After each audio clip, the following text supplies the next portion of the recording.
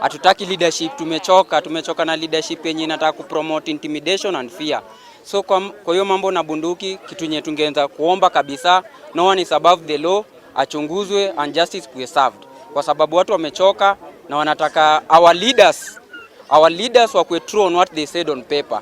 Hii mambo ya leader tunamchagua alafu tunamuona tu kwa TV pekee, I think kwa hii century ya sasa tuta-allow hiyo.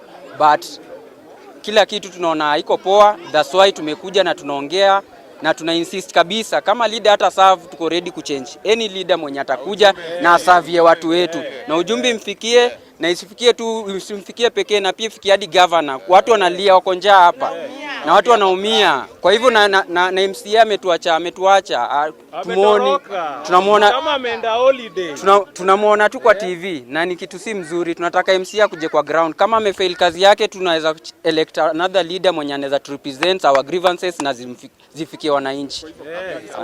Kitu yenye tunasema ni amesahau, because kitu yenye tunajua ni tuna insist to our elected leaders, kitu yenye walisema they should be true on what they said on paper. Kama utafanya ile kitu yenye ulituambia, basi hatuna option than to step aside or to collect signatures of no confidence with you, na mtu mwingine achukue. Siwe jifunguliwe, siwe jimeshikana na maji, au watu wanatumia hii maji ya kukunywa, watakuwa wagonjwa. Tunaomba MCA akuje kwa ground, angalie vile watu wanaumia.